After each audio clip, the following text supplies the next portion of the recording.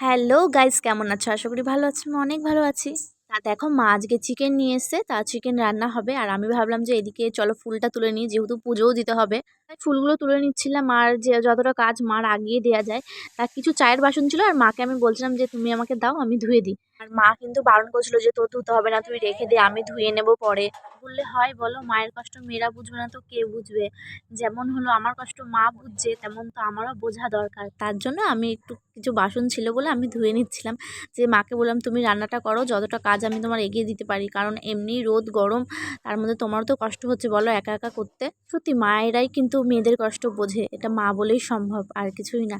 তো দেখো, আর বিড়ালটা না খুব দুষ্টুমি করছিল, আমার পায়ের পায়ের পায়ে ঘুরছিল বিড়ালটা। আর এরকম করে আমি একবার আঁচড় খেয়েছিলাম, মানে বিড়াল কামড় দিয়ে ধরেছিল পাটা।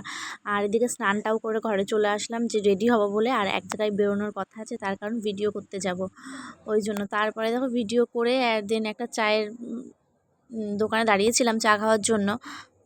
চাটা খাচ্ছি আর গল্প করছি, গল্প করতে করতে তারপর তো বাড়ি চলে আসলাম। বাড়ি এসেও আমি আবার চা খেয়েছি, মাকে বললাম যে চা করো মা, আমি আমার একটু খাই। তারপর চা খেলাম। আর এখানে ভিডিওটা শেষ করছি, দেখাবে নেক্সট ভিডিওতে। টাটা।